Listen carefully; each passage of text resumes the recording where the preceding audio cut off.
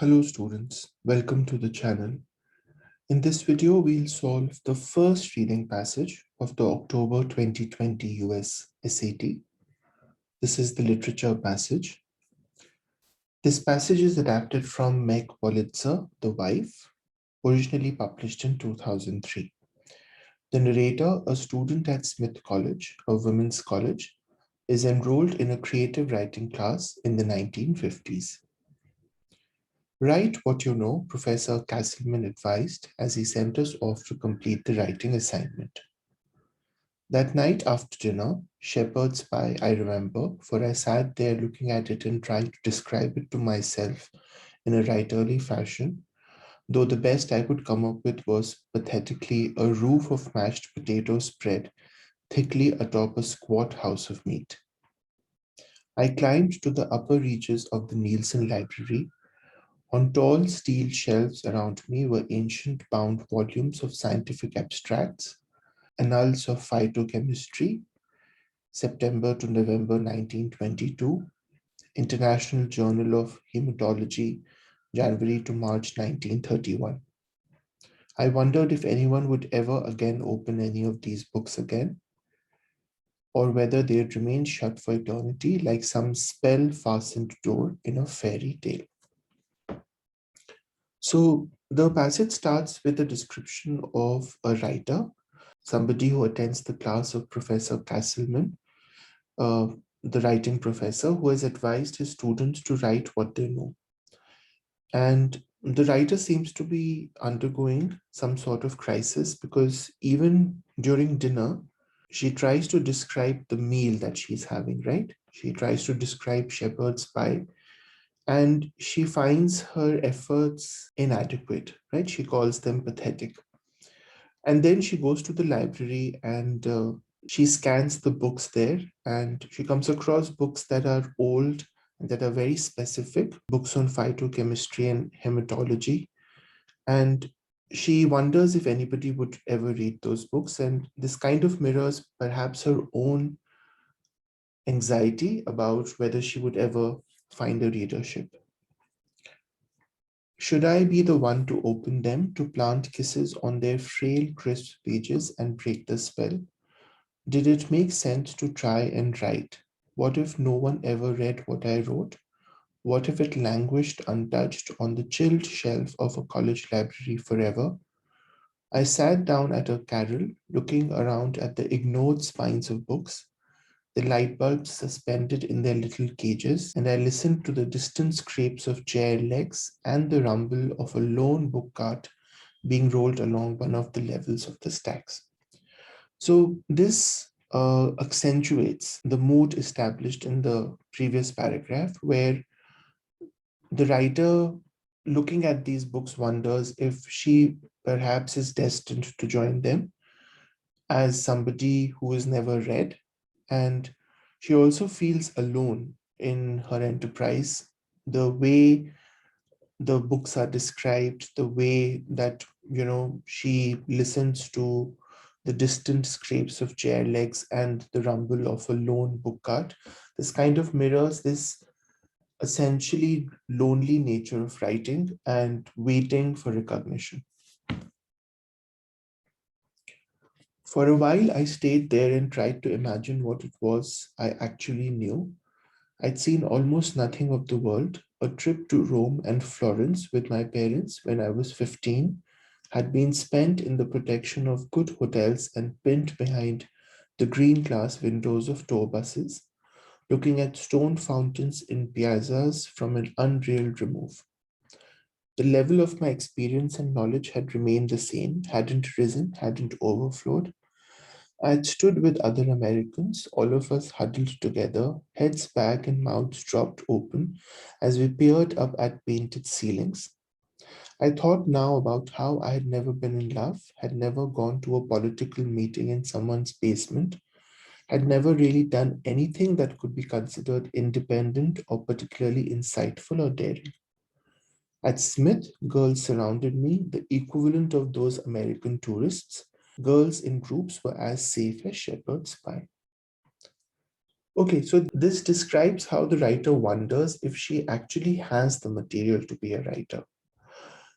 She feels that she has not really lived the sort of life that would encourage writing. She has lived a very protected life, right from her life at home with her parents to now at college, where because she attends a girls' college, she's always surrounded by girls. And she describes this trip to Europe where all Americans were together on a trip bus and they all went to tourist spots together. And she feels that this sense of togetherness, this sense of being in a group has also protected her from the kind of experiences that she thinks are necessary to be a writer. Now I sat in the upper part of the library, freezing cold, but not minding, and finally I made myself begin to write something without censoring it or condemning it for being trivial or narrow or simply poorly constructed. I wrote about the impenetrable wall of femaleness that formed my life. This apparently was what I knew. I wrote about the three different perfumes, Chanel number 5, White Shoulders and Joy, that could be smelled everywhere on campus, and about the sound of 600 female voices rising up together at convocation to sing Gaudeamus Igitur.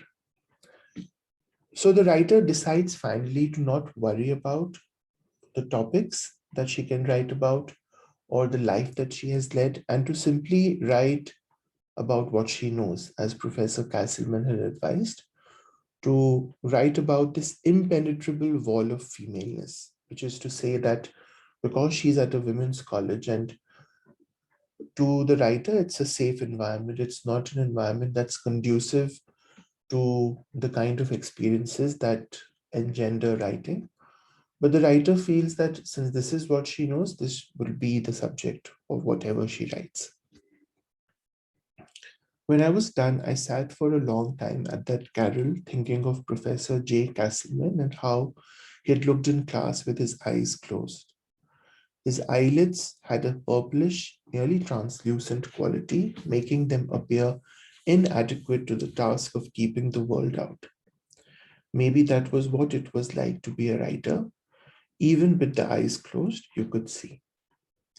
During his office hours the following week, sitting on the bench in the hallway, I waited with nearly rabid anticipation. Someone was already in there. I could hear the dueling murmurs of a male voice and a female one, punctuated by an occasional shriek of female hilarity, all of which increased my annoyance. Was there a party going on? Were drinks being served and damp little sandwiches? Finally, the door opened and Abigail Brenner, one of the other students from the class, emerged, holding her tedious story about the grandmother's recent death from double pneumonia, which she had been reworking pointlessly since the first day of class. From within the office, I could see Castleman at his desk.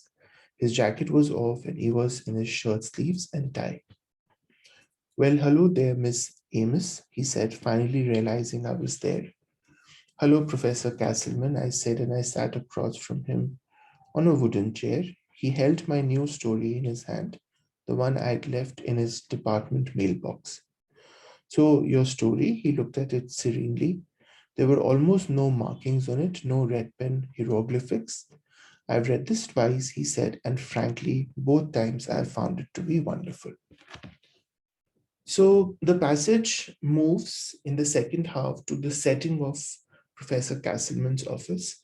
So we know that in the first half, we hear about the struggles of the writer to write something of importance, to write something that she can be proud of, that she can show to the professor.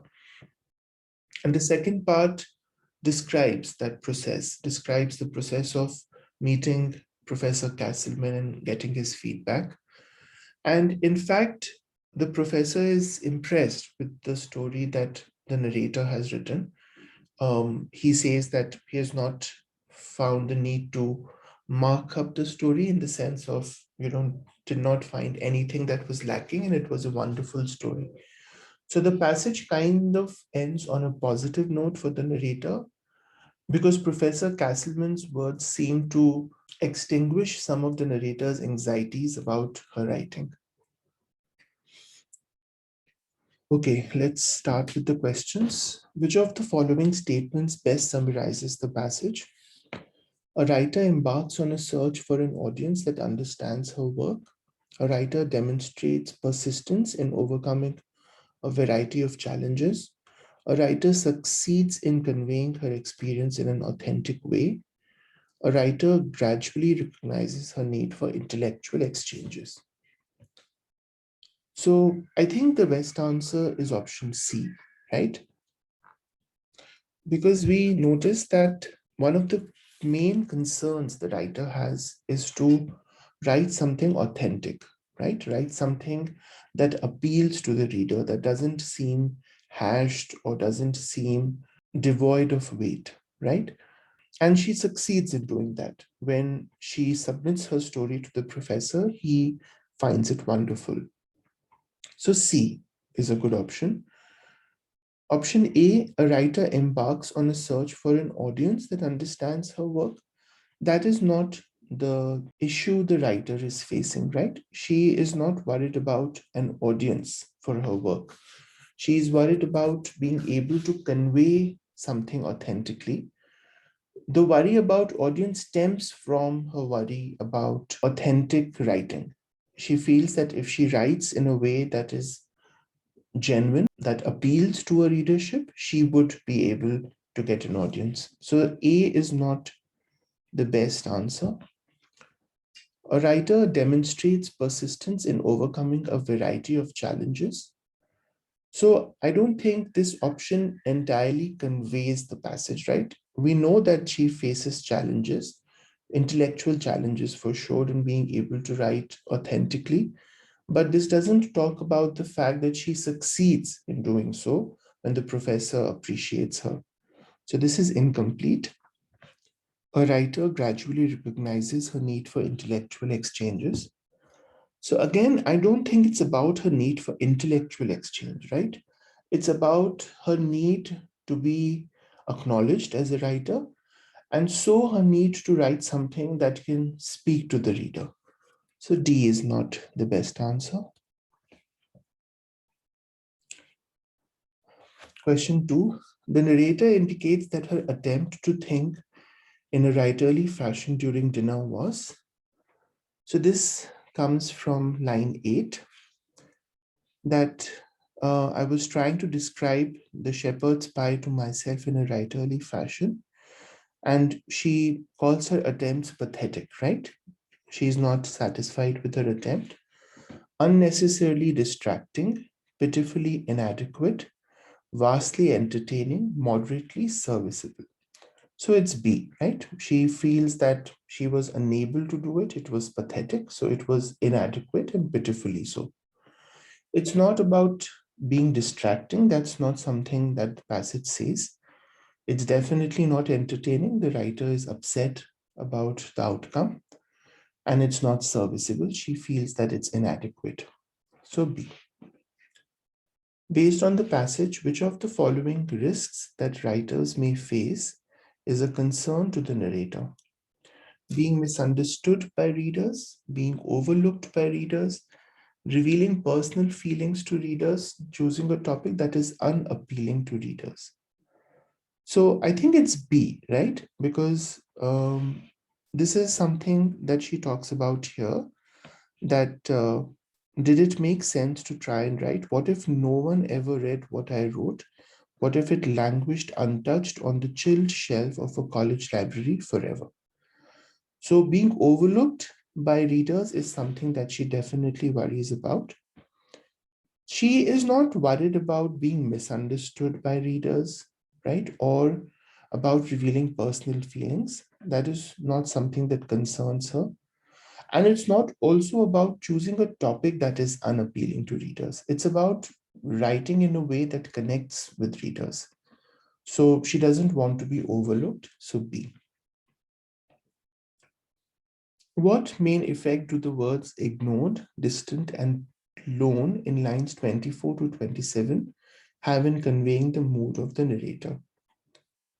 So these lines, I sat down at a carrel, looking around at the ignored spines of books, the light bulbs suspended in their little cages, and I listened to the distant scrapes of chair legs and the rumble of a lone book cart, right? So this kind of accentuates, as we discussed, the sense of aloneness that the writer feels. They reflect her sense of isolation as a writer. Yeah, so that's a good option. They hint at her underlying hostility to well-known writers. They emphasize her lifelong desire to become a writer. They undercut her claims about the quality of her writing. So it's A, right? These words kind of bring out her isolation as a writer in terms of all of these decisions that she has to take, whether to write, what to write, etc. It's not about her hostility. She's not hostile to well-known writers.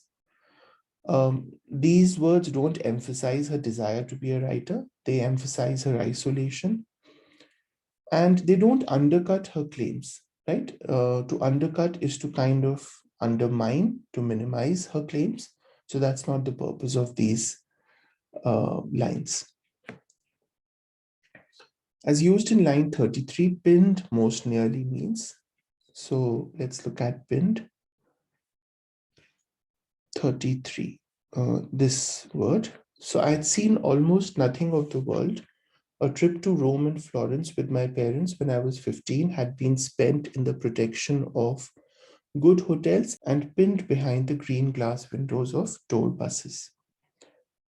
So pinned behind, let's look at the options: suspended, displayed, attached, and confined, right? So it would be confined. One, she's trying to say that this was a protected environment. So even when she went on this trip, she was always protected. She was kind of confined behind the glass windows of the bus. So that is the meaning of pinned behind. It's not suspended. She wasn't suspended behind the glass windows. She wasn't being displayed to anyone, right? She isn't a commodity, and she wasn't attached there. It's basically meant to indicate her sense of confinement. So D. The narrator suggests that her college classmates resemble the American tourists in which way? They are uninterested in the thoughts and reactions of other people. They are sheltered from exposure to new types of experiences. They feel overwhelmed by the cultural richness of their surroundings. They are afraid of traveling to unfamiliar environments. So it's B, right? If you go back and read the lines where she makes a comparison.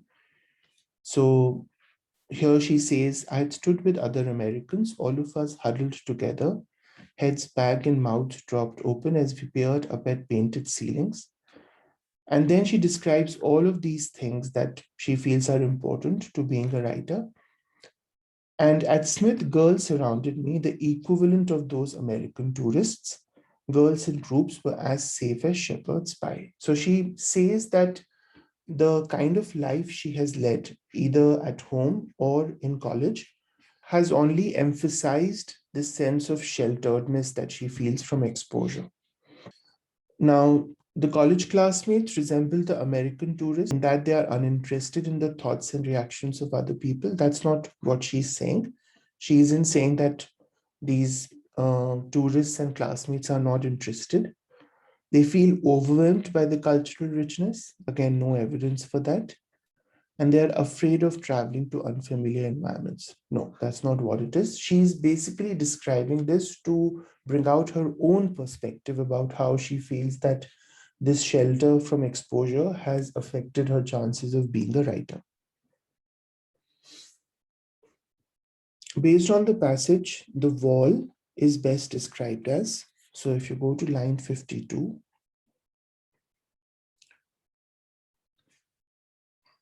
this, right? The impenetrable wall of femaleness that formed my life. So let's look at the options. A protective boundary that insulates the narrator from severe criticism, a formidable barrier that must be overcome in order for one to succeed, an ominous presence that alerts writers to the consequences of failure, an inescapable constraint that encourages students' social conformity. Okay, so let's start by eliminating some options. She doesn't mean the wall of femaleness as something that insulates her from severe criticism, right? She means it in the sense of something that can't be escaped, something that surrounds her always like a bubble, and something that she mildly resents because it forms a protective layer that she feels does not let her explore new experiences, right?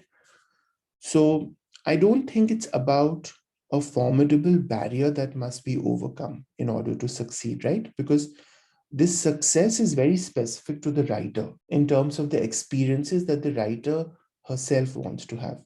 So I don't like B. I think D is a better answer. An inescapable constraint that encourages students' social conformity.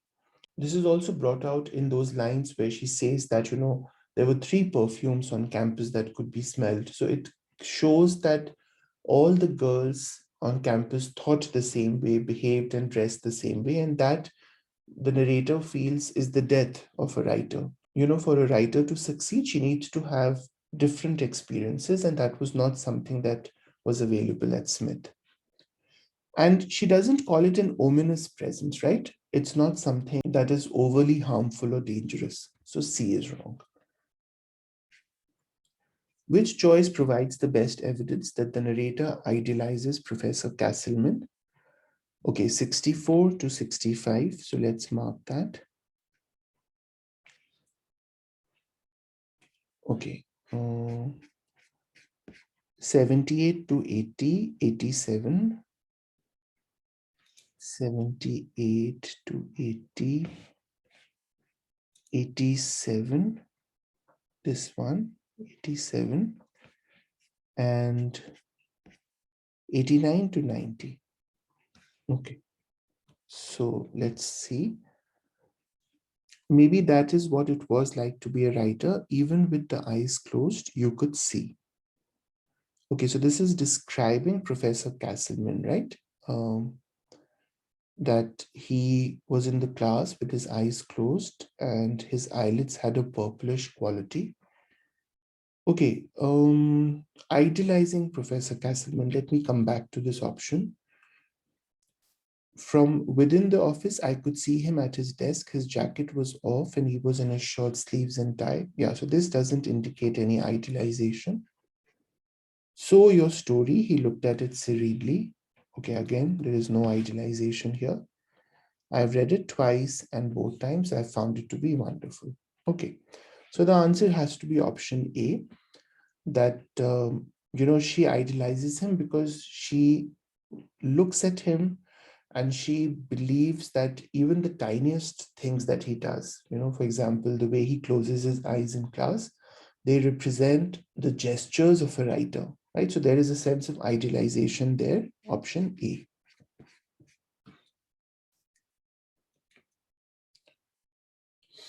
Okay, question 9 and 10, evidence pair.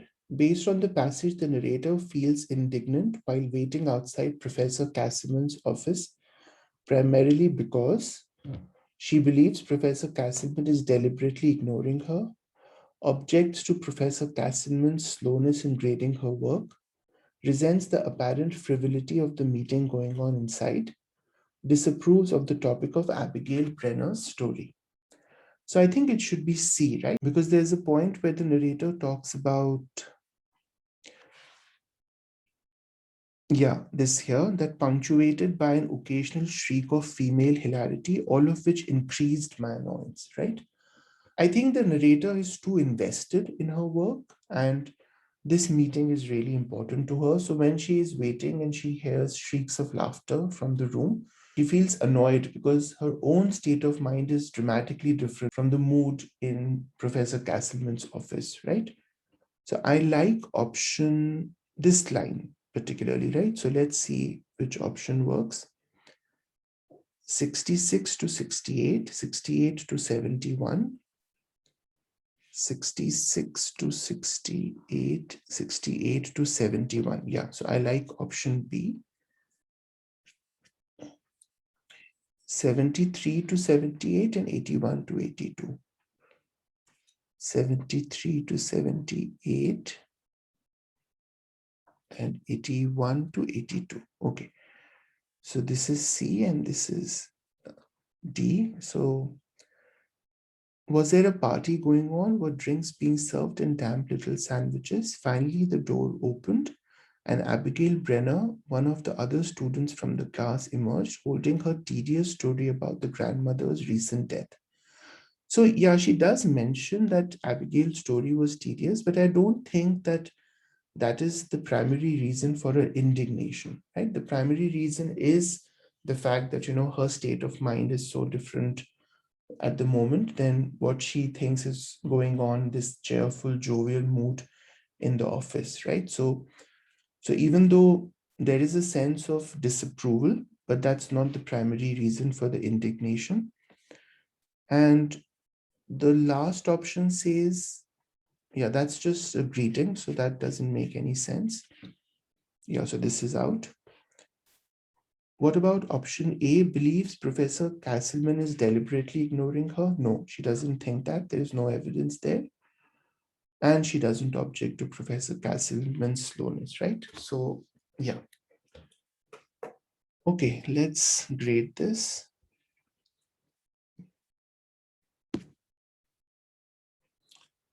CBBAD, CBBAD, BDACB, BDACB. Okay, great. So we got all correct. Hope this exercise was useful. If it was, hit like and subscribe to the channel. Let me know in the comment section what other videos you'd like me to make and upload. I'll see you guys in a new video soon. Take care. Bye-bye.